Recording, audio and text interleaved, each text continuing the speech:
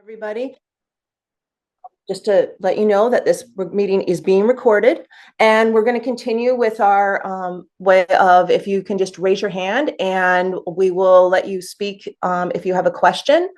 And we will be starting the meeting. We'd like to say, just because it is September 11th, we like to start a meeting with a moment of silence to honor those who lost their lives during the outcomes of 9/11.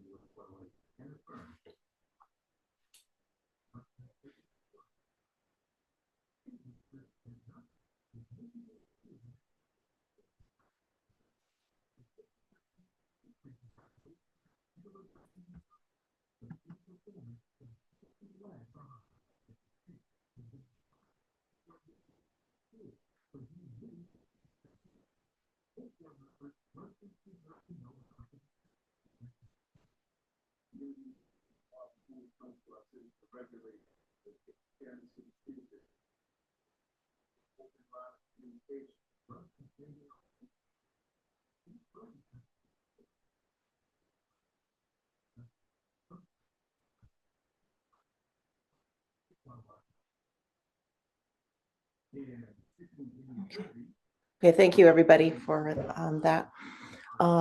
We will be moving on to the meeting. Our first item on the agenda is the list of bills.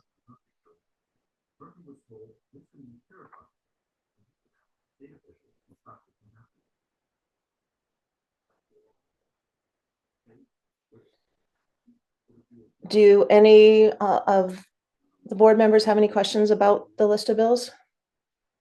No, thank you. No, thanks. I'm good.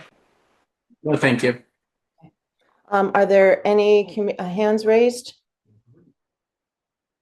Okay, I'm not seeing that. Then are we good to move this forward then? Yes, please. Yes, please. Thank you. Yes, please. Thank you. Okay, next is the purchasing report. Good morning, Ms. Schaffmeister. There are 3 items on the purchasing report this month, and I'll be taking the first one. Marion Elementary School high voltage cable. The board may recall that back in August, we had engaged Snyder Hoffman, a consulting engineering firm, to help us with technical support regarding that electrical service that's going into Marion Elementary. And not to go through the entire history, but there was a power outage there on September 30th. It actually required us to close school on October 1st. And then again on June 20th, there was a second power outage. And it's clear that the existing underground high voltage feed going into that building, which was installed in 1971, both the primary conduit and cable are compromised. So we're concerned that that's another failure that could occur at any time during the school year. After doing some exploratory work with Snyder Hoffman, also having a high voltage electrician out there, it's discovered that there actually is a spare conduit that's in front of that building underground. Again, installed in 1971. It needs some repair work. And there's also an opportunity for us to get a cable into that conduit, which will get us some more reliable electrical feed into the building. So we would recommend and ask to do that work sooner than later. We could go back during the summer or another time to do any other work that might be a little more intrusive, that is tearing up a parking lot or anything of that nature. But having found a reliable pathway now to get from the electrical pole into our switchgear room, we're asking for the board to approve the pricing from Carr and Duff for high voltage cable and conduit pairs at Marion Elementary School under a DGS consortium contract, and then not to exceed amount of $85,000. Okay, thank you. Any questions from the board? No, thank you. Okay. Okay, that's so if we have no questions, are there any hands raised? I'm not seeing that.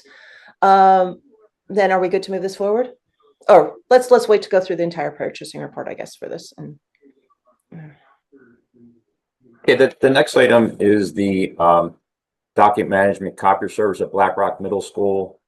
This is an extension of our current lease that we have with Rico. These are 13 devices, copy devices that we have in the 13 different instructional pods that the teachers and the students use. It's been very successful since the building opened up. So we like to extend the lease, keep the current machines and extend the lease for another 38 months. So it coincides with the current lease on the other 70 or 80 machines that we have.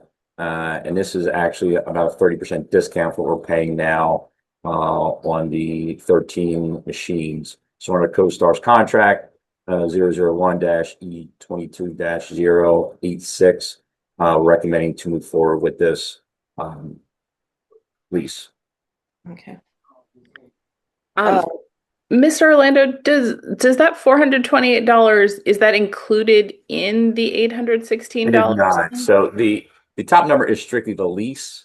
And Okay, then with all our copiers, there's the service maintenance and supplies, which is based upon the 0.0035 clicks as far as copies. So depending on how many copies, which we estimate about 102, that's what we pay on a monthly basis.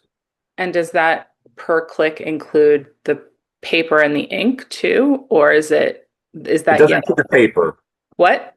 It does not include the paper. Everything else is included. Includes the ink though. Okay, so that's probably more expensive. Okay, thank you. Is there any other questions about this? No, thank you. I'm assuming this includes their maintenance of the machine as well. That's correct. Yeah. So if you have a All problem, supplies, maintenance, and service. okay. Are you doing the next one as well? Yes. Okay. Why don't we move on to that? Okay, so I'm going to number 3. This is the wireless cellular service. So the district has 137 smartphones through Verizon Wireless that we're currently paying $48.75 a month through CoStar's contract. And our IT department has researched, and for the same services that we have with Verizon, we can get it through the CoStar at $36.99 a month. So that would save us around $19,000 annually by moving to this CoStar's contract to continue with Verizon.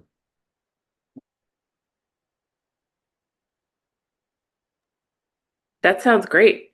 I would be thrilled if every time we had a meeting, you had an item on the agenda where you're like, I've got $19,000 that we're now not going to have to spend. So thank you for everyone who did the legwork on that.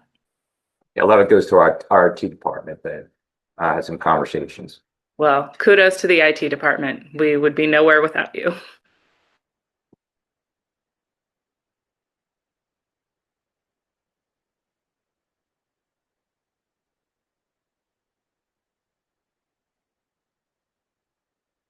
Sorry, I was muted. Who has assigned these phones? Sorry. I was wondering who receives these phones. Well, these are district employees, Okay. 130 district employees, mostly administrators, some other members of the staff, depending upon their position, will have the smartphones. Okay, thanks. So that brings it to the end of the purchasing report. I'm not seeing any questions from the community, any hands raised. So are we good to move this forward? Yes, please. Yes, please. Thank you. Next is district contracts. Not sure who's speaking today.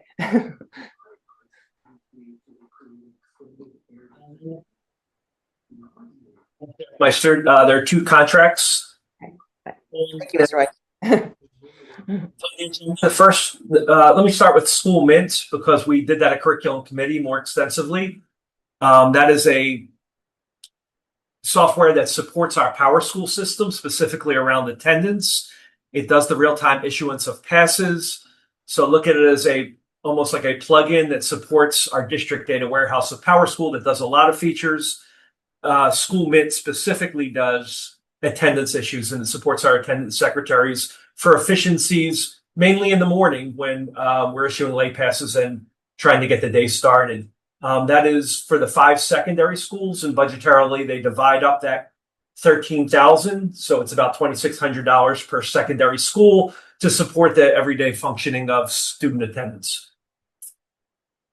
Okay, thanks. And this was talked about extensively in curriculum, both, and it was approved in curriculum. So is there any board member questions for about this specific one? No, thank you. Okay, and if you. I'll just jump in real quick and say thanks to Scott, because I know you and Dr. Anelli and some of your team went back and got the curriculum committee a lot more detail after there were questions on this. Mhm. And it made a lot of sense. So I just wanted to acknowledge that work publicly, that you guys heard the board questions and went through and got us those answers. So thank you for that. And I do feel comfortable moving this forward. Great. Okay, and then the next, would you like, are you taking the next one? I will. And this is, I want to thank Bob Catalano from Information Systems Department of supporting us. These are licenses for ChatGPT. And as you understand, artificial intelligence, there's ChatGPT, one maybe the largest vendor in giving people services. These are pro accounts for job efficiencies. These went to administrators in all departments. And what EdVative did, which is who the contract is to, is they're an education platform. So it allows us greater safeguards than OpenAI, which would educate the world and give a lot of our information. We still do not put private information, certainly not private student information in there. And this allows us to have safeguards in an education platform. It also comes with a whole lot of training. We believe that this relatively small investment in these licenses for our administrators will help efficiencies all throughout the district. And we're continuing to get training in those ways to lead our district. Thank you. Any questions from the board? I was just curious as to whether or not there was training for the administrators on what can and can't be used for these services and these licenses. Will there be some sort of educational component to our administrators so that they know what they can and can't do? Yes, and that happened August 14th, this past summer. That is part of the purchase that we did, and there will be ongoing training on that. But what they share with us, and we're still looking at further vetting, is that that it's a really secure site, that this information is not shared with the greater world, and that's what the service gives us. So we're still paying for professional chat accounts at the same rate, I think even a little cheaper, but it's giving us privacy through this specific company of EdVative Learning. And it came with training, like I said, and that training happened for, I believe, 3 hours on August 14th. Thank you. Thank you. Okay. I'm not seeing any questions from the community. I appreciate this because I have to say I'm using the straight AI or just chat, and I often have to stop and go, I can't do this for my job. So, because there's data you don't want to put in there. So I appreciate you coming up with a solution that will help protect our students' data. Thank you. Are we good to move both of these forward? Yes, please. Okay. Thank you, Mr. Weinstein.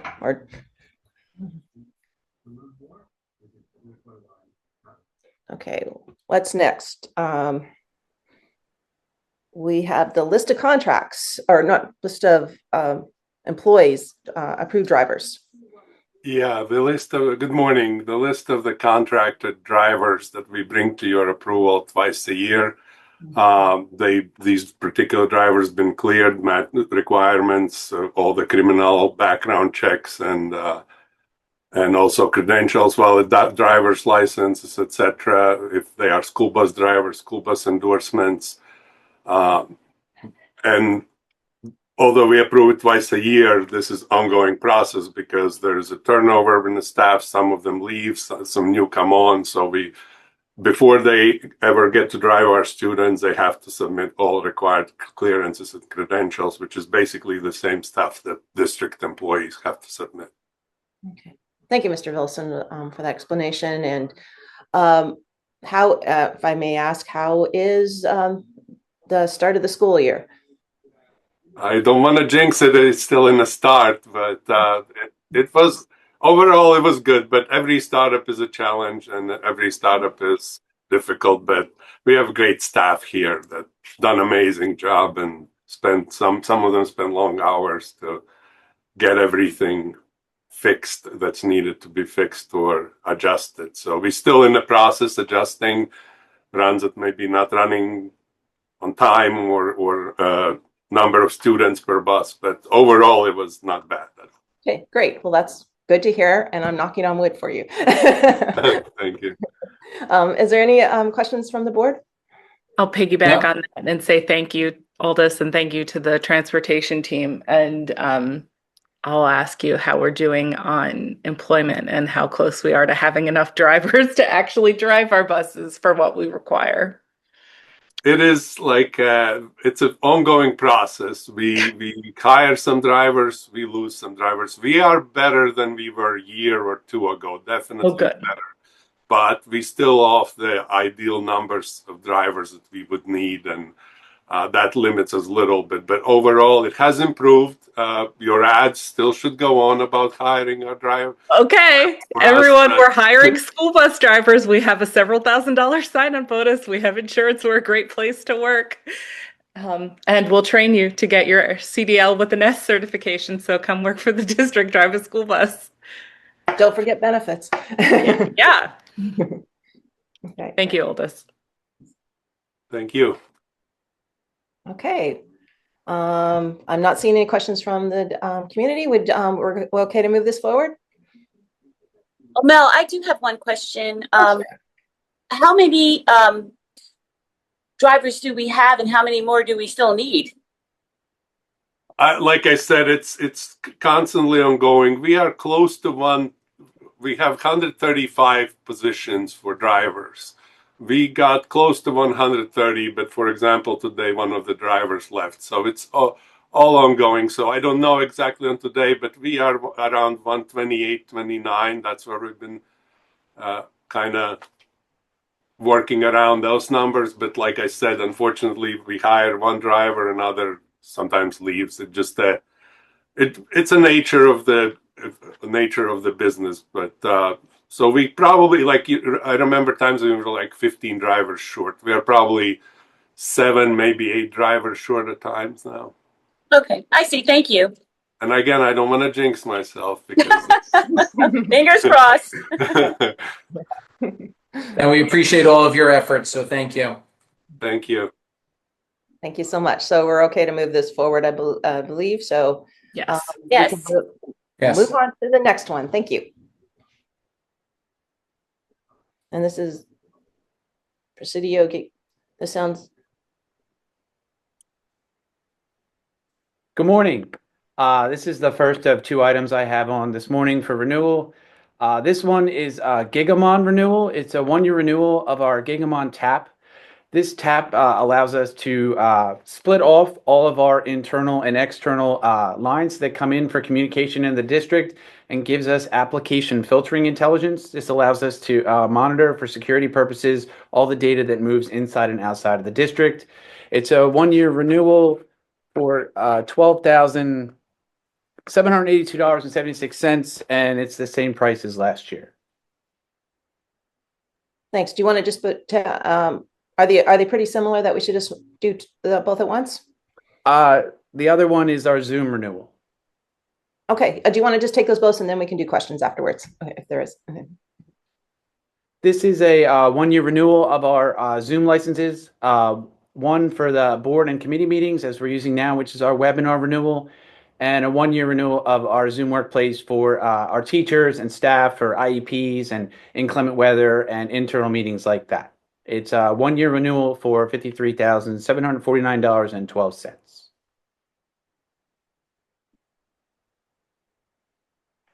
Any question from board members?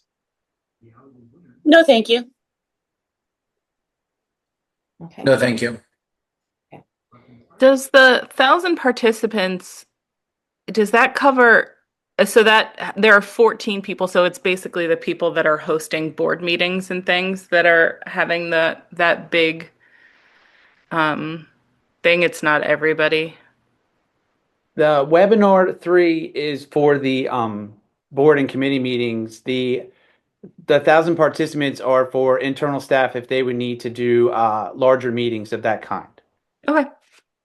Thank you. I appreciate you So- making sure we have enough licenses for that.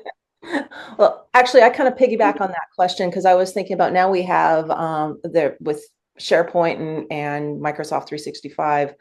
Are more people using Teams for their meetings internally than Zoom? That's actually the plan. We're doing professional development this year on staff to use Teams internally with the plan of phasing out the Zoom for internal meetings to Teams so we can save money there and just use the webinar platform for our committee and board meetings moving forward. So that is our goal this year, to do that professional development, to educate everyone on the use of Teams internally so we can save that money for next year. Great, that's good to hear. Yeah, I use Teams regularly at work and we rarely use Zoom anymore except for external meetings. So yeah, appreciate to hear that you're doing that because That's the plan. okay, cool. Thank you. Thank you. Are we okay to move both of these items forward? I just have a curiosity question.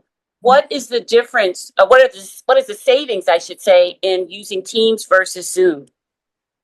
Well, Teams is part of our internal Office 365 platform, so there wouldn't be any additional cost there. So everything except the webinar should be able to come off for next year. Okay, so what do we currently spend on Zoom? $53,000. Oh, wow. Okay, that's pretty substantial. Yeah, so about $42,000 should be able to come off for next year. Terrific, thank you.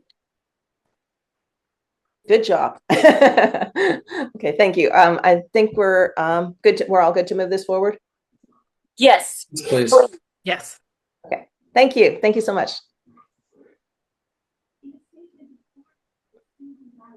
And I guess we're now to the assessment.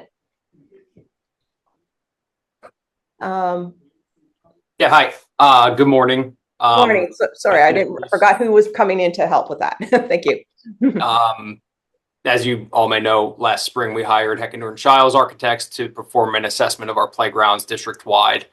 They did a fantastic job. They've been a pleasure to work with, and they are here today to present their findings. So I'll turn it over to Matt Heckendorf.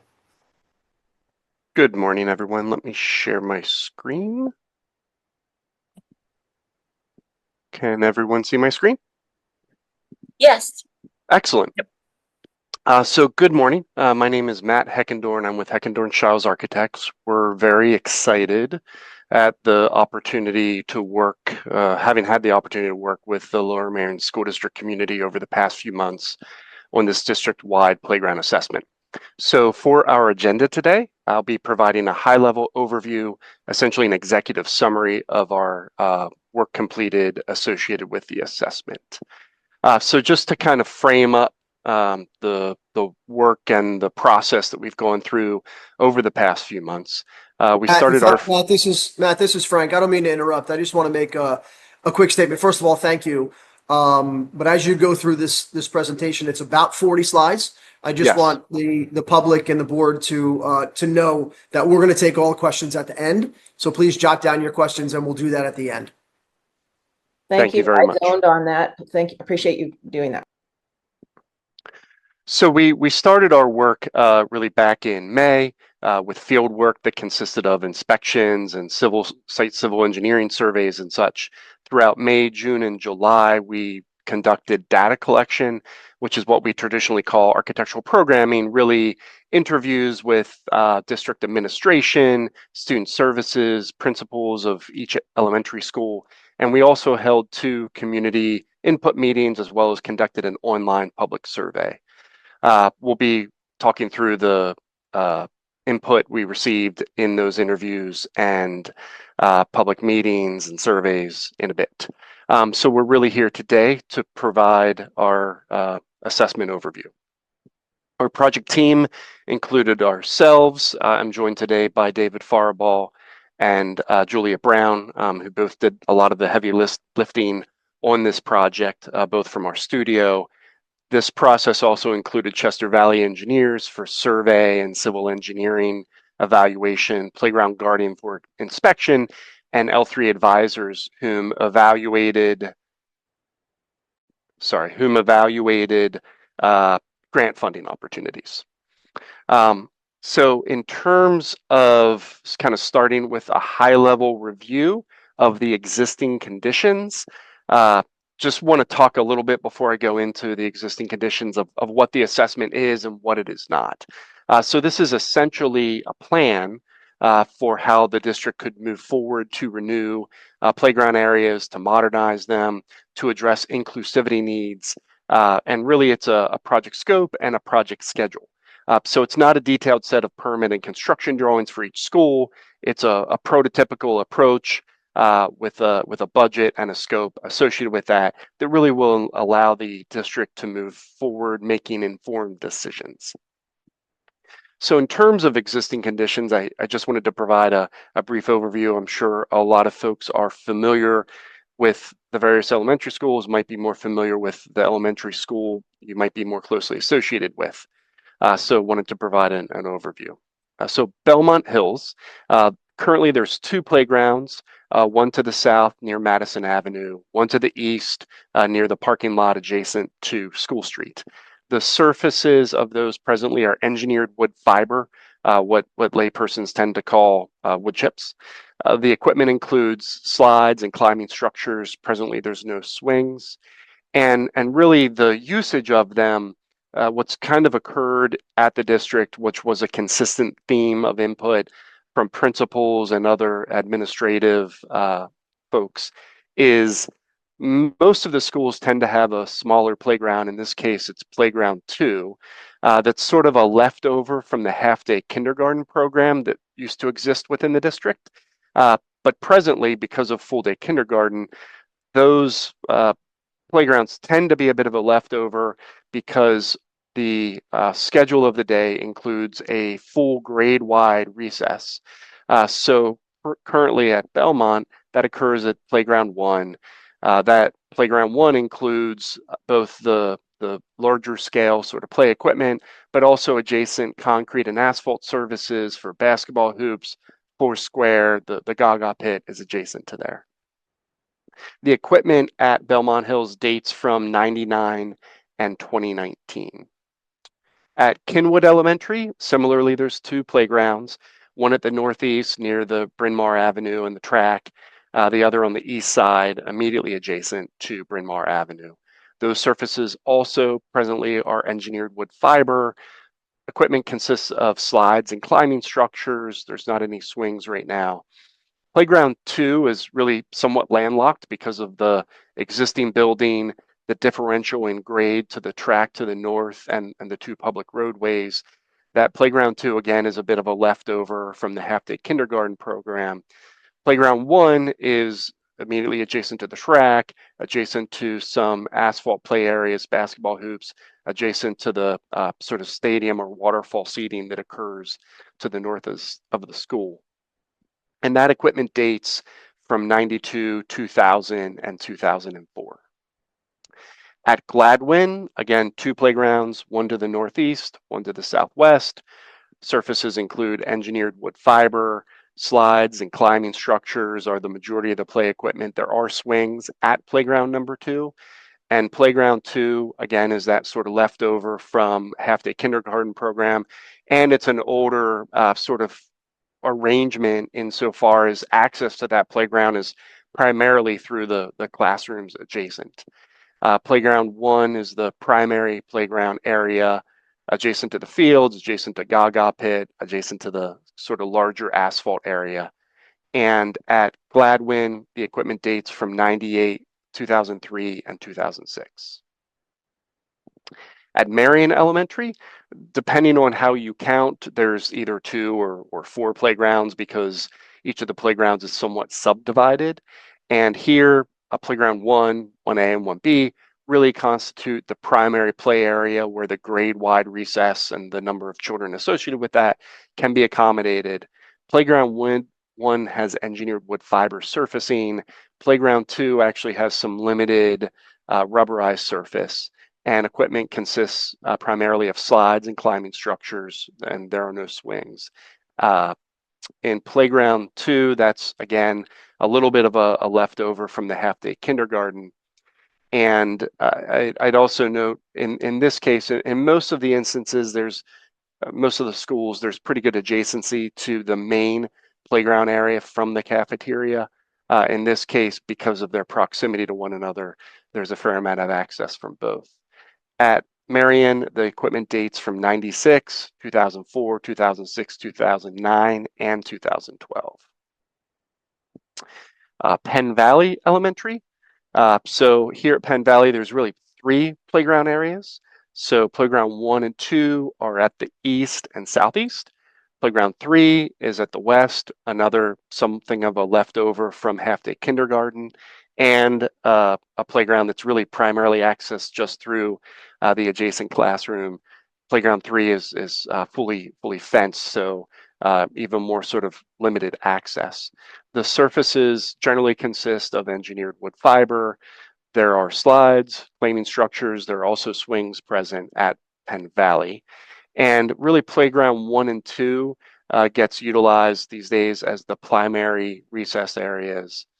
All of the playgrounds just require some internal travel to reach the cafeteria because of the configuration of the existing school. The equipment here at Penn Valley dates from 2003 and 2009. And then lastly, at Penn Wynn Elementary School, there's 2 playgrounds, one to the southwest, one to the northwest. The surfaces at playground 1 are engineered wood fiber. The surface at playground 2, there's some limited rubberized surface there. You can see it in the image with the turtle. Equipment consists of slides and climbing structures as well as swings here at Penn Wynn. Playground 1 tends to be the primary recess area. It's adjacent to the large field, which is somewhat affectionately known as the Village Green.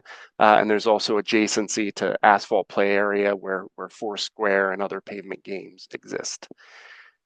There's good access from the cafeteria here at Penn Wynn, really to both playgrounds. And the equipment dates from 96 and 2002. So as part of our work effort, in order to better inform our process, we're sharing a few precedents of recently completed or somewhat recently completed playground projects. So we looked at some of the work recently completed by Lower Marion Township. Specifically, we looked at St. Paul's Tot Lot, South Ardmore Park, and Gladwin Park. And we looked at them through sort of a variety of lenses, sort of themes, if you will, primarily focusing on thinking about inclusive elements such as physical accessibility, opportunities for social and emotional skill development, sensory considerations and cognitive access, also community and cultural considerations and site planning.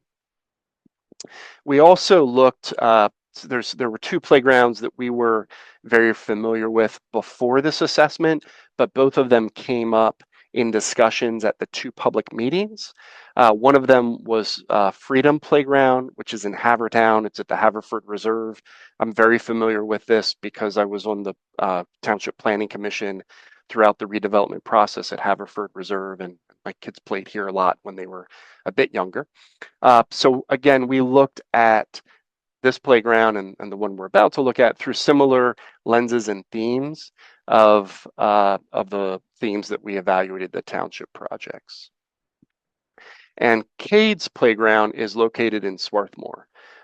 So both Cade's Playground and Freedom Playground are of particular note because they're particularly accessible and inclusive. I'm sure most of the folks on this online meeting are already aware, but the district's request for proposal released back in February included a particular focus on creating inclusive environments. And so articulating that importance to the district has been part of the priority of this process throughout. And just, I want to kind of comment real briefly on inclusive environments. I look at that as a modern day iteration of universal design, which was a coin termed by an architect back in the 70s. And the basic premise, the philosophy of universal design is that designing spaces to those who require a different sort of accommodation, any sort of accommodating any sort of disability, tends not to just help the individual who might be the space might be designed for, but really tends to help everyone, hence the sort of universal design thinking. So we tend to think of universal design inclusive and look at it largely through a lens of physical accessibility and what people tend to call ADA. And so ramps and curb cuts, they help obviously people in wheelchairs, but they also help the UPS or the FedEx delivery person. They help someone pushing a baby or a toddler in their stroller. They really help anyone with a mobility challenge, whether it's age related or injury related or what have you. So the goal here is to develop an approach to the playgrounds that really sort of transcends not just physical access, but also thinking about social, emotional, cognitive development and how we can design outdoor play spaces that support all of that. Before we go into the sort of prototypical approach and the approach to specific sites, I just wanted to comment briefly on playground surface options. So we today have a handful of options in selecting the particular surfacing associated with playgrounds. So most playground projects are tending to move away from engineered wood fiber. Engineered wood fiber needs to be maintained on a regular basis, needs to be replenished on a regular basis. That provides cost and staffing challenges for most districts, and it's not the sort of best practice in terms of inclusivity and access. Bonded rubber mulch, you may have encountered that usually on trails and such in park areas. That's an intriguing option. Unfortunately, that bonded rubber mulch really isn't where it needs to be in terms of fall protection at this point. Cork is a newer material that's kind of exciting in playground industry circles. It really hasn't gained that much traction in northern climates due to concerns and sort of wearability, if you will, associated with freeze thaw cycles in northern climates. So we typically have been recommending poured in place rubber surfaces, and more specifically, poured in place rubber surfaces made with virgin rubber, so not made with any sort of recycled rubber material. And that tends to be the best for physical access, for inclusivity. There's opportunities to use different colorations to signify pathways versus equipment zones that has an inherent and sort of natural benefit from a safety and play standpoint. And it's really becoming a bit of an industry standard in terms of playground environments. So I mentioned earlier our sort of architectural programming input. And so when we're designing spaces, whether they be interior rooms or outdoor play areas, we really want to design them around the intended activities. So the activities really want to dictate the design of the spaces that we design so that we're supporting the greatest sort of spectrum of children's needs.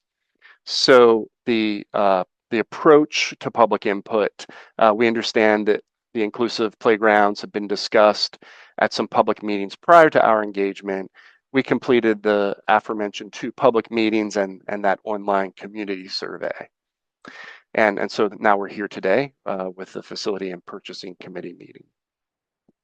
So I want to stress that while I feel like our firm brings an informed presence to this process based on our ample past designs for children with special needs, really and this is something that we really tried to stress throughout the public input sessions, no one's a better sort of decision maker and input giver for Lower Merion School District than the teachers, the parents, the board, the administration, the community. So in addition to pretty good participation in the 2 public meetings, the community input survey was fantastic insofar as we got nearly 700 responses.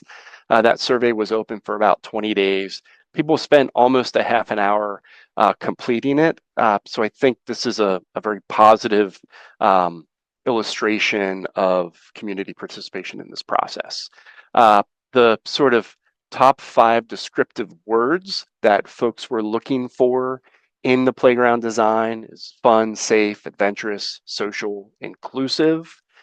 Some of the other input in terms of the particular play that wants to be best supported or emphasized is physical play and social play, and then sensory elements and imaginative play. And then lastly, from the survey, sort of a ranking, if you will, of priority of structures or attributes of the playgrounds was climbing structures, swings, slides, providing shade, and providing opportunities for imaginative play. So at this point, what I'm going to walk through is a sort of basis of design site plan for all 6 elementary schools. This, again, it's concept level. It's not a detailed permit-ready design, but this allowed us to evaluate configuration of the renewed spaces with the district.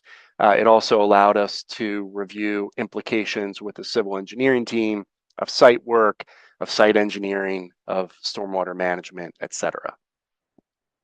And I guess one of the main points to make before we go through the designs is that essentially the big move is to consolidate each school and really focus on a single playground area. So again, every school has at least 2. Some schools, depending on how you count, have 3 or 4. So instead of 6 schools with 14 or 15 playgrounds, the vision of the future is really 6 schools with 6 inclusive playgrounds that are provided, modernized, and allow everyone to participate at that area. And that's really the best scenario for supervision, for maintenance, for inclusivity, for capital investment, for stormwater design, etc.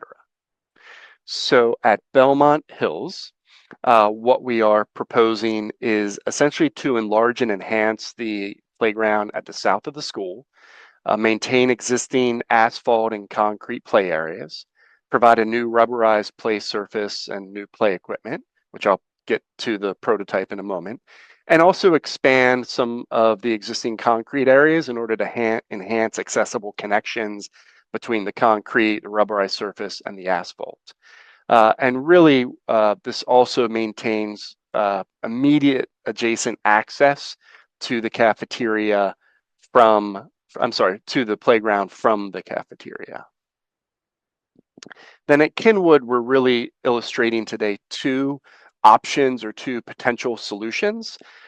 Both of them provide a new centralized playground area at the north of the school. They provide new asphalt adjacent to that area, again, for pavement games, for basketball, foursquare, etc., and provide a new rubberized surface and play equipment. And so we maintain the existing connection adjacency to the cafeteria down the ramp. The reason that we're showing 2 alternates at Kinwood, one includes or is illustrated at the existing track. My understanding is there's been some parallel discussions on potential for a revised track at Kinwood. That track is not part of this assessment. It's really not part of our review today. It's simply something that we wanted to acknowledge as a particular variable at Kinwood. So this would illustrate the existing track, how we would essentially shuffle the new playground and asphalt area if that new track at Kinwood went forward as a parallel project. At Gladwin, the intention is to enlarge and enhance the playground area at the west of the school. So we maintain the existing the existing asphalt play area. We'd provide a new rubberized play surface and play equipment. We'd also modify or relocate an existing screen wall, which presents some line of sight and supervision challenges to the school right now. And we'd also maintain the adjacent conditions to the cafeteria and the large grass play field at the west. At Marion Elementary, we would enlarge and enhance the playground area at the northwest of the school. Essentially, we maintain that existing asphalt play area and we provide new rubberized surface and play equipment and maintain the adjacencies again to the existing grass play field as well as to the cafeteria. At Penn Valley Elementary, we'd enhance the playground area at the northwest of the school, maintain existing asphalt play areas, provide that new rubberized surface and play equipment, and we'd also maintain existing adjacent connections to cafeteria, the grass play field, etc. And we'd also be enhancing the accessible route via a concrete ramp to the playground area from the school. And then lastly, at Penn Wynn Elementary, we would enhance the playground area to the south of the school. We'd maintain existing asphalt areas. We'd expand the asphalt to enhance accessible connections between the rubberized surface and the school. And we'd also strive in this instance to maintain that grass field area, again, sort of looked at as the village green, given sort of the density of residential use adjacent to Penn Wynn. And now I'll get into the prototypical design. So important to note that this doesn't relate to a specific school. This is a prototype, a kit of parts that would be implemented and varied based on the conditions of each particular school. It would be developed to maintain clear sight lines and supervision. And the design is really based on a number of design principles, sort of guiding principles of the design, including safety, comfort, and supervision, universal accessibility, providing sensory-rich experiences, providing varied play opportunities, and inclusive equipment and opportunities for a variety of social interaction. All of the surfacing would be rubberized, that smooth, firm, stable surfacing. We would vary the colors to provide visual cues for navigation and engagement. So it's a bit of a sensory strategy and really differentiating zones to enhance safety and fun. So essentially what this prototype is illustrating is a large inclusive play structure with climbing area, slides and transfer areas at the bottom of those slides, imaginative play areas, activity panels, gaga pit, spinner seesaw, etc. So let me, I guess I should also note, we would also recommend including swings at each school. We'd also suggest positioning them so that they're sort of adjacent to and included, but not immediately a part of the play area for supervision and safety. We also would provide shade via, and the shade would be accommodated via trees and by some of the playground equipment itself. The species of the tree would be selected to limit leaf litter from a maintenance standpoint, and obviously the configuration of those trees would be impacted based on the solar orientation of the specific playground area. So the approach would prioritize wider accessible routes and wide play structures and ramp access and such. So this is some detail of the inclusive play structure with its ramps and platforms. Essentially, there's climbing areas, there's a triple slide. The slide has a transfer area. There's a crawling tube, there's activity panels, communication panel, and inherent shade. And this layout is really planned to provide for observation, for kind of looping patterns and jump-in points in order to sort of accentuate executive function and memory opportunities. This is sort of call outs for other, so each of these slides kind of builds on the same layout, simply calling out different attributes of the design. So this calls out some of those other attributes. There's a rolling slide, which has become sort of common as a strategy for addressing static concerns associated with cochlear implants. There's tables and benches for social activities. Everything is on rubberized surface for maintenance and accessibility purposes. We've also allowed for accessibility by doing things like having three-sided bench seats rather than four, so that anyone using any sort of mobility device has access to kind of participate in that interaction. Our design includes transfer height equipment. There's an inclusive spin whirl that essentially is a zero entry situation. Obviously, we'd utilize swings with accommodated seating, and we'd be careful to position the swings from an orientation so that individuals at the swings are part of the social and inclusion of the overall play area. From a sort of social and inclusion considerations, we've suggested a sensory tunnel, was essentially something of a hideaway hut, an area for sort of calmer play for any children who might be overwhelmed by noise and activity. It's purposefully located at the furthermost point from the music area. It's useful for imaginative and dramatic play. We also have a universal access seesaw to enhance eye contact and such. This is illustrating some other callouts of the design. A gaga pit located something at the edge for consideration of balls coming in and out. A design which amplifies sort of group play in terms of potential for accessibility gate at the gaga pit, music area for cooperative play, a sensory cove that sort of augments the tunnel, a sensory spinner, and then, as I mentioned, landing sort of dignity landings at the bottom of the slide so that any children who need to transfer have that opportunity. And then we'd also be incorporating some of the strategies that the district has already started to implement in terms of communication boards, which have proven useful and I think quite successful where they've been incorporated. The overall intention of all of this is really to address safety, comfort, supervision, spatial awareness and visual processing, and universal accessibility, as well as rich tactile experiences and inclusive equipment and social opportunities. The goal is a welcoming feel for all children of all backgrounds and abilities. So beyond, and just to reinforce what I think I've mentioned, the intent is taking this prototype and suiting it to the particulars and positioning of each school based on solar orientation for shade or site access just based on the property line configurations, etc. So in terms of budget and recommendations, so we've evaluated the scope of work, and there is variation between the 6 elementary schools.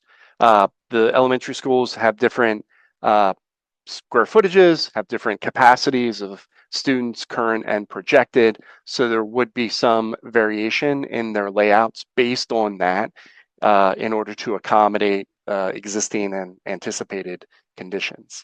So what we're looking at right now is an overall project budget. It's not a construction budget, it's sort of an all-in budget. The construction line item includes rubberized surface, it includes the subbase and site preparation for that rubberized surface. The playground equipment is based on the prototype. It includes both the equipment and the installation costs. It includes stormwater management. We expect each project will include either a new or an expanded subsurface stormwater management system. It also includes erosion and sediment controls required during construction, topsoil and seeding following construction.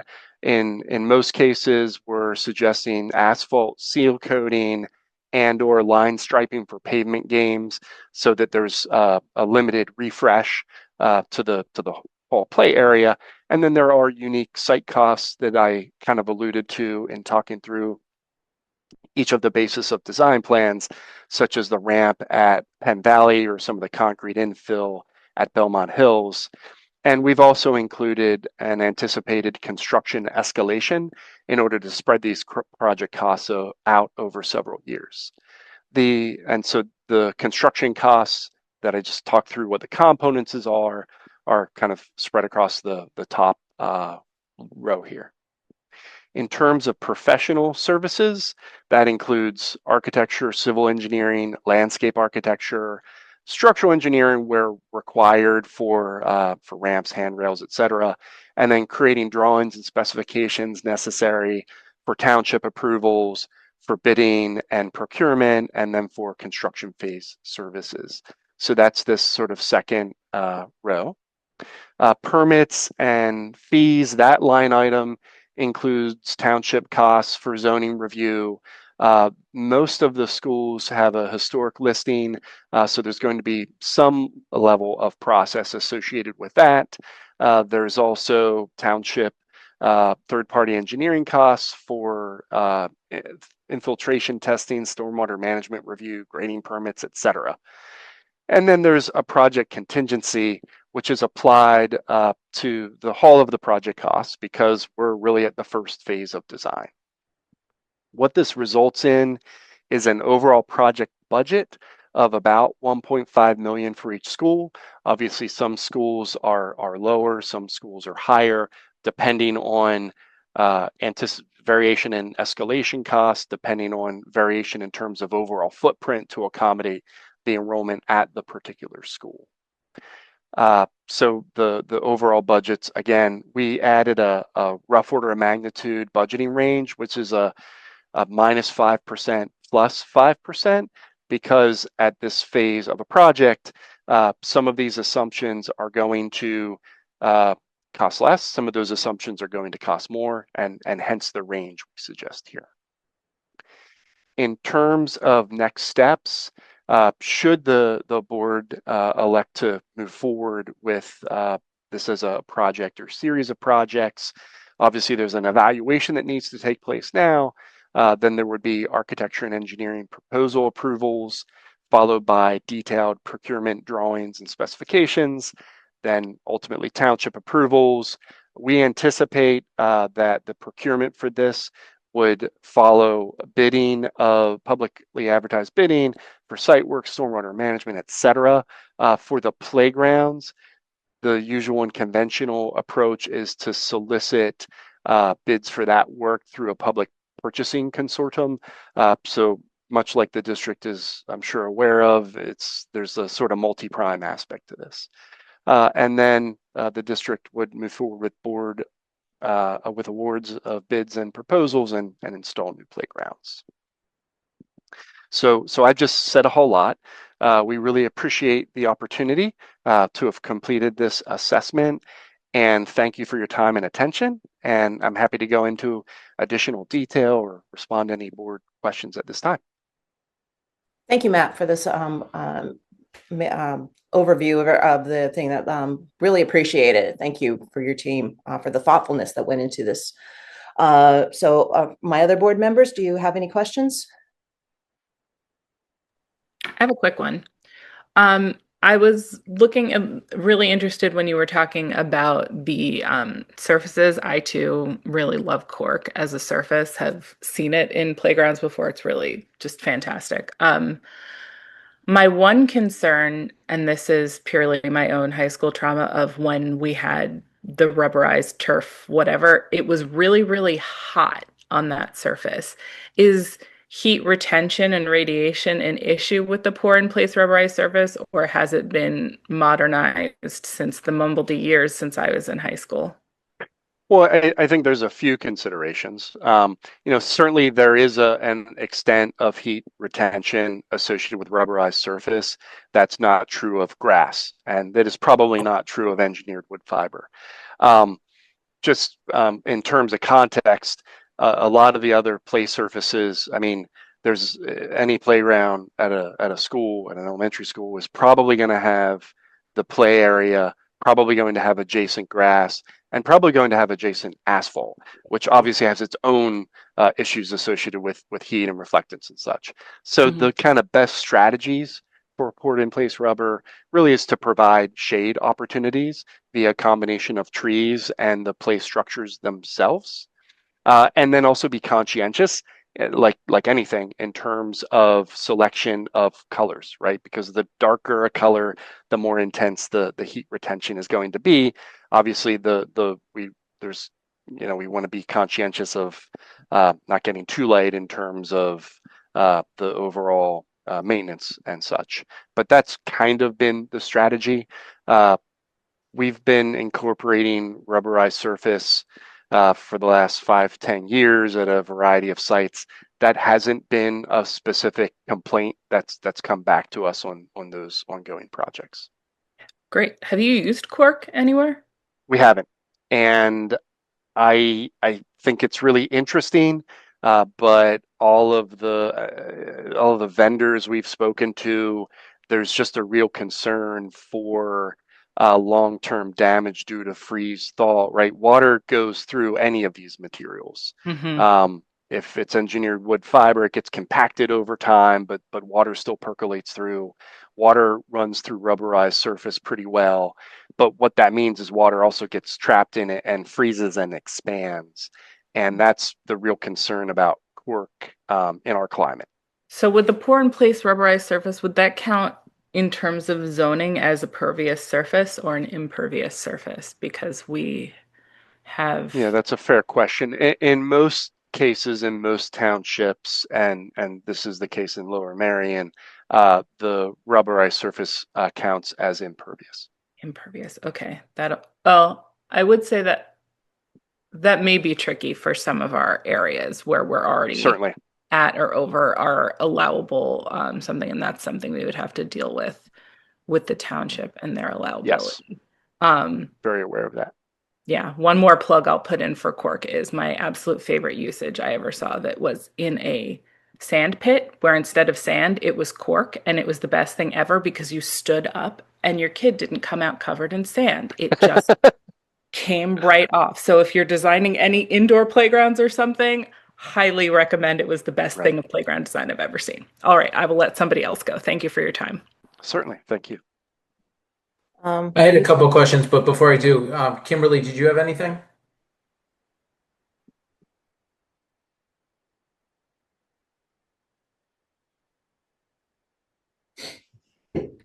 All right. She can jump in afterwards. Melanie, do you want me to go or did you have? You go. I only have a couple of questions. So first of all, thank you for all your hard work. I think this presentation was fantastic, really extremely thorough presentation. So thank you. I think this is extremely informative. You just a couple of quick questions to go over. The first thing you said that there was a lot of leftover from half day kindergarten, the second playgrounds that you had. I know you had an opportunity to speak with principals and administrators. I know that at some of the schools they still use those playgrounds, those secondary playgrounds. In particular, I know that kindergartners sometimes can't utilize the other playgrounds, so this is a smaller playground for them, and that the kindergartners, it's a smaller closed-in unit. Um, did you find that? Did you find that through your conversations with administrators that secondary, half day kindergarten is now being repurposed for a full day kindergarten, or that they're using other playgrounds instead? So it depends on the school. In certain instances, right, Penn Valley's the kindergarten, sort of former kindergarten area is sort of landlocked over here. Not easy to have almost impossible to have a full grade level out there and provide adequate and appropriate supervision to sort of subdivide that.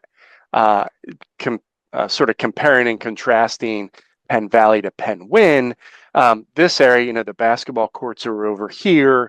The main play zone is here. There is a certain amount of sort of natural spread that happens throughout recess.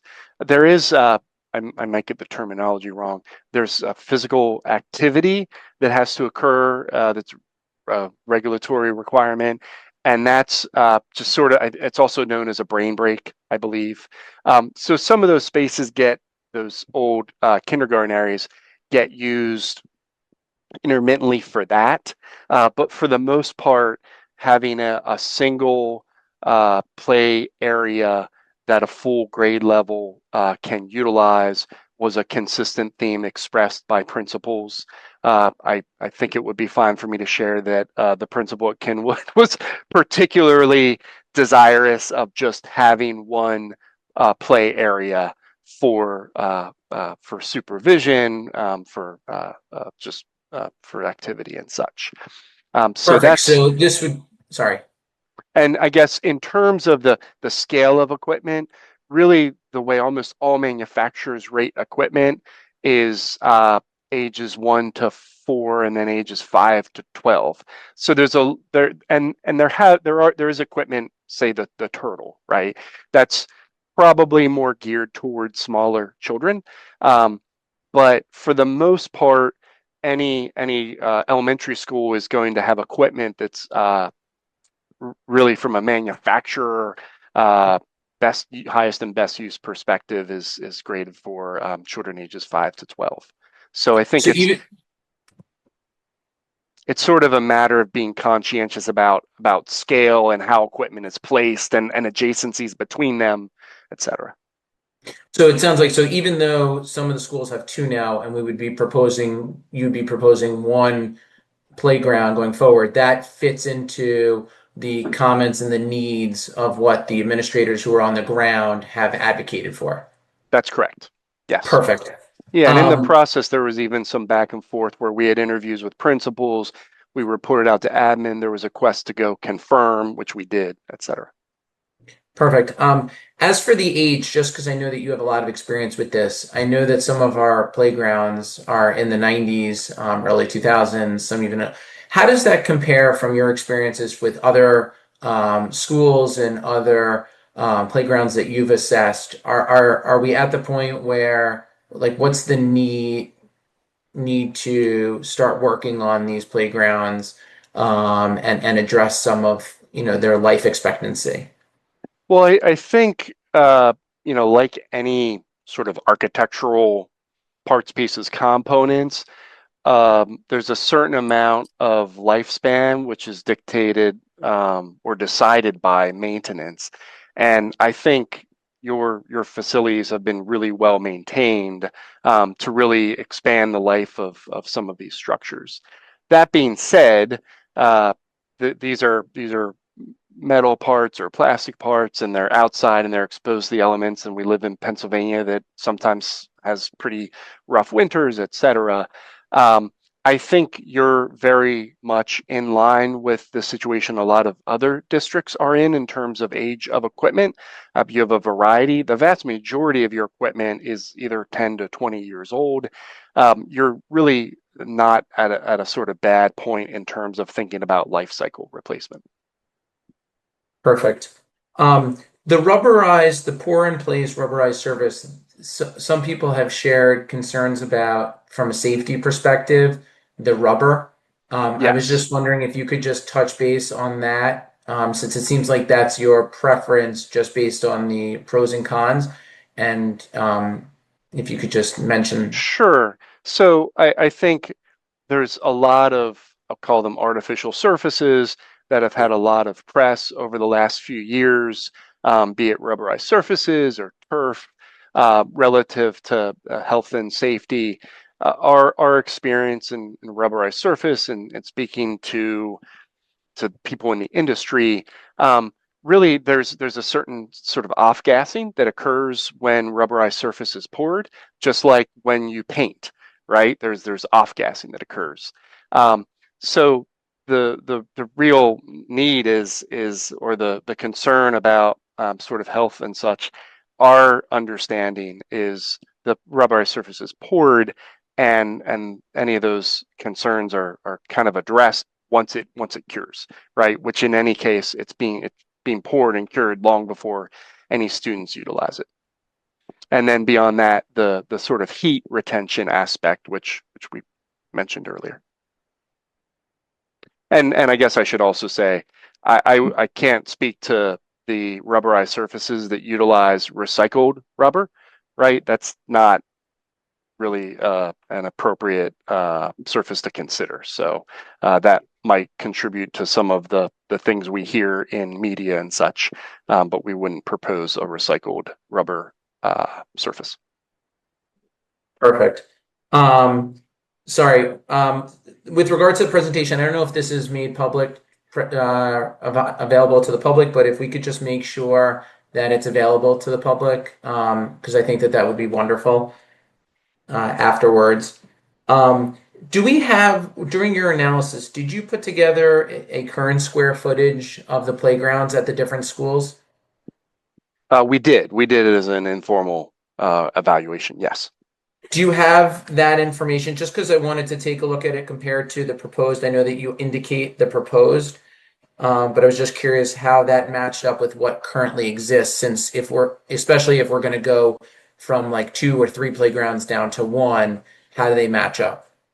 Yeah, so these are just sort of my rough notes. I don't have something to put up on the screen, but um, as a for instance, in one instance, the engineered wood mulch is 5,600 square feet, and then this is at Belmont Hills, and then we moved to 6,800 square feet of rubberized surface.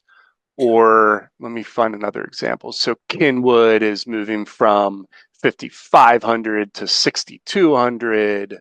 Um, or let's see, it looks like Penguin goes from 9,400 to almost 13,000. And those numbers are preliminary. They're conceptual in nature. They're based on a rough evaluation of the square footage of the school, the enrollment over the last few years, and simply acknowledging that because of differences in square footage of school, overall capacity of students, there's some grade levels where there's that many more children at one school versus another. But really, in all instances, we're looking to increase the square footage of the play area from the existing engineered wood fiber footprint to the poured in place rubber surface environment.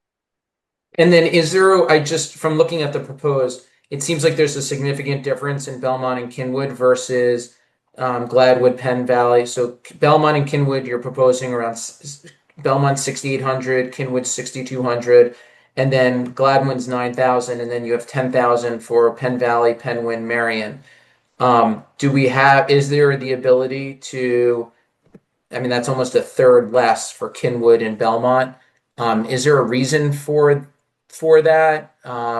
And if so, what is that? If not, is there a way to potentially, make them more in lines? Because if we're going to invest in this, I would think we want to grow, have this, if the schools continue to grow, that we have the facilities that are able to facilitate that.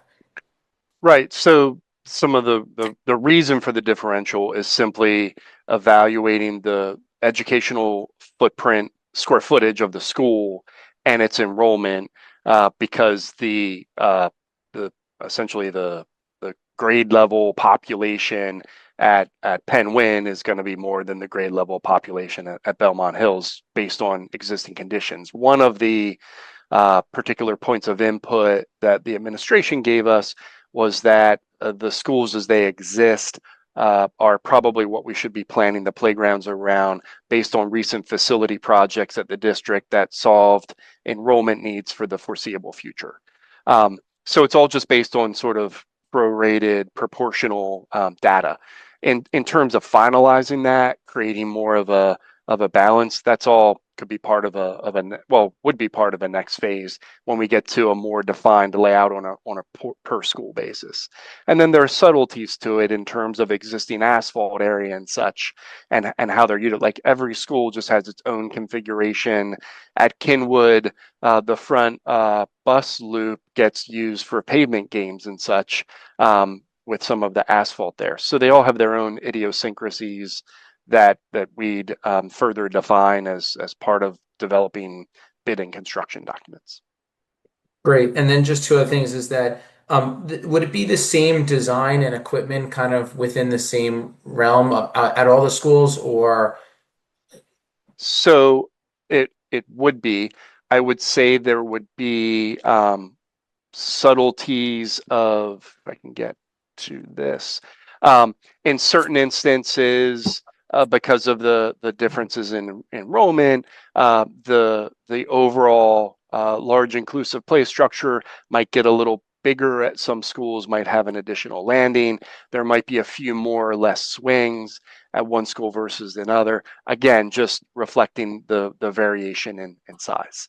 But the basic components, I mean, essentially the budget is based on these components at each school.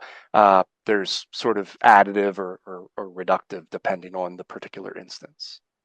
Perfect. And then just the last question was that were you able to provide or do you have any type of information regarding grants? I know that when we were looking at it initially, that one of the things that you discussed was your ability to kind of help facilitate and look at grants and other funding avenues. Would that be a part of the next stage where you would be able to, provide us with guidance on where to go from here? So we had given the admin team a draft review of potential grants. We looked at local share accounts, commonly known these days as LSAs. There's a Pennsylvania Public Facility Improvement Grant. There's RACP grants, which coincidentally are open right now, the application period. And we also looked at some private foundations that I'd need to go back and check the notes. I don't know that they're all potentially applicable to the project, but we looked at them in terms of WSFS Cares and Good Sports and the Christopher and Dana Reeve Foundation. So that was provided as a preliminary sort of draft memo to the administrative team. Perfect. Thank you. I have no other questions. I really appreciate everything. Extremely thorough. Great presentation. Thank you very much. Thank you. Jason, just to address a couple of things you had said, this presentation is already in board docs and it will stay there for the public to be able to go address. And the video of this meeting will be up for at least a month, and if we'll keep it here longer if we see necessary. Thank you. Thanks for letting us know about that. That's great for our community.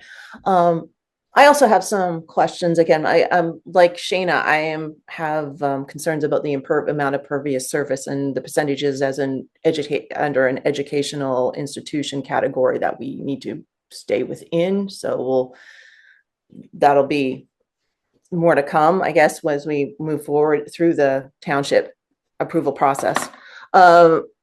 But I also wondered about how you mentioned stormwater management systems. Is this more for around it, or is this for the system for the rubberized portion itself? Because I'm wondering what happens do you ever get problems with dipping coming in and getting puddles forming in the middle of it, and how do you handle that? So most townships do require stormwater management specific to rubberized surface. In terms of kind of dipping and overall wear, if you visited Freedom Playground over at Haverford Reserve, you'd probably be able, and that was installed, gosh, 15 years ago, I bet. So that's had some repair and maintenance over the years. It's a whole different equation than engineered wood fiber, because engineered wood fiber generally needs to be replenished every summer and cared for and such. So the frequency of maintenance on rubberized surface is much less than that. But there is, over a course of time, need for patching and such in order to maintain the resilience of the surface. Typically you wouldn't expect to need any repairs for a decade or so. Okay. And After the initial Mr. installation. Just based on the district's experience with stormwater structures, which has been extensive, we have, at Chester Valley working on it. I mean, the key thing there is to make sure the proper overburden is placed on top of the storm structure. I mean, you can't compact things where you're trying to infiltrate, but above that, we want to make sure that we have enough compaction to make sure that the surface doesn't move. And I'm picturing some schools where the storm basin, or the underground basin, if you will, might actually be located adjacent to the playground, maybe not even below it. So each of those is going to be an engineering evaluation, building by building, site by site. Okay. Thanks, Jim. I appreciate that follow-up. So that kind of brings to an end, because it makes me think of trees and their ability to rooting systems that help with stormwater management. So I'm wondering with this sensory rich experience, I usually like to see some natural elements included. And is there any plan for that in your plans, or is this something we would have to deal with on our own? Can you just expand your question in terms of natural elements? Well, I mean, certain appropriate plantings that for keep sight lines that aren't Sure. not dangerous, not would cause allergies and those type of things. Right. Yeah, so we'd engage a landscape architect as part of the process in order to select tree specimens and other plantings that are appropriate. I mentioned the leaf litter. I mean, the last thing we want to do is select a tree specimen that's casting lots and lots of seed pods and such, and create a scenario where you're leaf blowing every day. I mean, that's not helpful to anyone. But essentially, we also want to select them for their growth and their shade potential. Obviously, we're not planting full-grown trees on day one, so there's a need to balance the cost of the size of the specimen being planted and its growth rate expectation and such. But that would be part of the landscape architecture part of the project. And that would be kind of be on the peripheral of the thing. So even Yes. could you even envision like a natural path for certain students who, for Sure. the sensory of walking through plants or something like that? Yes. Yeah, and a lot of schools provide that opportunity because there is some distance and offset for all sorts of reasons between the play area and the school itself. Okay, appreciate that. And I wondered, I heard you mention cochlear implants, and Yes. and I didn't quite catch what you said. Could you So explain that again? in instances, so there's and I'm I know enough about this simply to know what equipment to specify, not necessarily all the scientific explanation. But individuals who have cochlear implants can have a challenge with the static electricity of a conventional plastic coated slide. So there are roller slides that tend to be incorporated into a lot of modern inclusive playgrounds. Oh, okay. Thank you. Yeah, I do appreciate It's almost that. like a roller, like I don't want to call it manufacturing, but what you would associate with a roller surface. Sure, sure. We have friends whose son has a cochlear implant, so I understand what you're saying. Okay. Appreciate that. So I think that I do appreciate how thoughtfulness and for this both sensory physical and physical needs for these playgrounds. And thank you so much for all that you've done. So if there's no further questions from the board, I'm going to open that up to the community. Denise, do you see any or I don't see any yet. okay, Chef- so if anybody, If I could just go over two quick things. okay, There were two chat questions or comments. I just want to make sure they were in part of the presentation as well. Both of them thank Matt and his team for the hard work and the impressive presentation. The first one was about actually this picture that we have up on the screen, this tunnel. Someone who works in an area at a school that has that tunnel just suggested that we are cognizant that there are supervision issues if someone's not standing right in front of it. And the second one just makes a comment that they hope the board considers highly finding some funding for this wonderful project. okay. Thank you, Dr. Rinelli, for that. So nobody's raising their hand to speak, so just double checking. Anybody have any questions before we move on?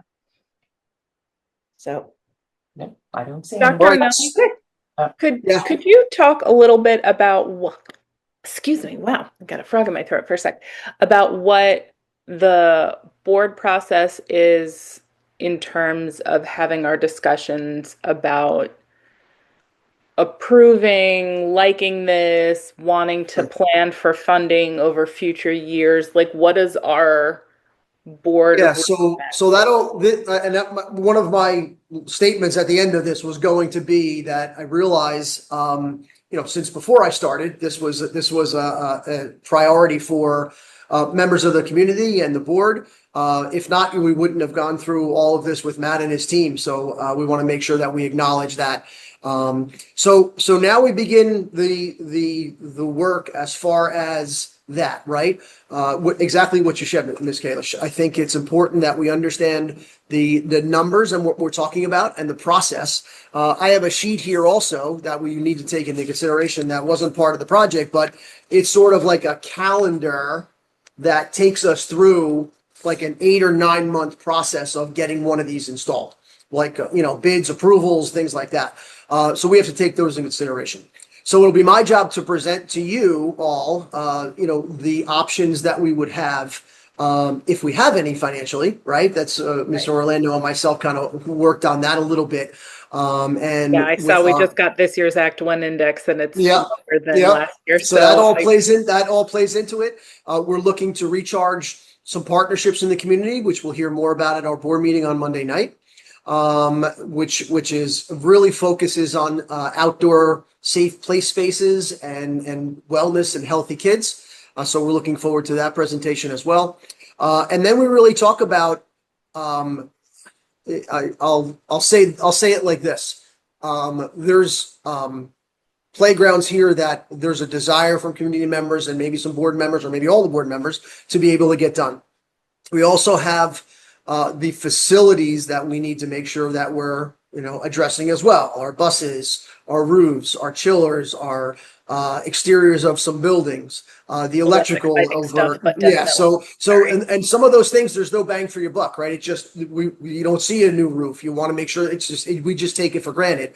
But those are millions and millions of dollars that we have to make sure we fit into the next, 5 or 10 years. And we have a plan for that. So when we start to talk about the budget, which is very soon, right? We talk about fitting this into, a few options here, right? Fitting this into the Act One index, right? So there's no additional funds or other ways to fund the project, right? And that is a discussion that will come when the next 1 or 2 board meetings to where we need to get moving with this. And then have a timeline of years. I know Matt did a nice job of laying it out to where there's some play in the numbers there. Play's the wrong word, but just because of money expanding over the years, like in 4 or 5 years from now. So yeah, I know I said a lot of words, but there's a lot that goes into that. So the discussion will happen in the next 1 or 2 board meetings. That's fantastic. Thank you. The other thing I don't know if it's a question or just wanted to flag, but that if we go with this idea to move towards one primary playground, that then we have some flexibility to think of different use cases and learning spaces that as those other older playgrounds are being phased out, we then can gain back some of that, especially if those are some of the paved areas. We can try and claw back some of our pervious surface there, or do things like some of the schools have. Yeah, so we'll look at the safety. Whatever it is, it's nice to reuse our facility space if we end up going this way. Yeah, we'll look at the safety and the age of these facilities, and also the amount of community use. There might be houses and children on that side of the school that use that. So if it's safe and it's being used along with the inclusive playground, we'll keep it. But once they get phased out, I agree with you. To be able to recapture some space is a luxury that not a lot of schools have.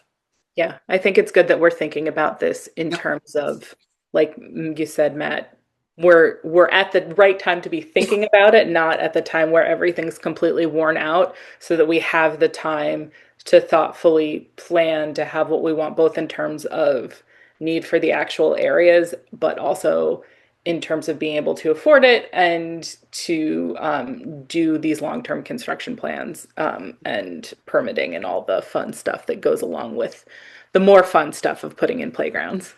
Well, I appreciate you saying that. I'll give a lot of credit to Bob Copeland and Jim, along with Matt, I'll give you one perfect example. And all of these questions that you've asked, we've thought about and we've talked about and we're trying to figure out, right? But I'll give you one perfect example. The space in between Kinwood and Bala Kinwood, right? There were 2 options there, and it's important. If we go in there and do the playground, it would be silly for us to do the track later. Right. So we want to make sure we understand the scope of everything. Right. So again, I just give a lot of credit to the gentlemen on the screen, Bob, Jim, and Matt for, making sure we had that understanding of what that's going to look like. And we're really trying to be forward thinking and answer all these questions beforehand. And I'll put it, you mentioned it. So as we're discussing Kinwood and BC, that field, I would love to just keep that idea of putting the new track alive.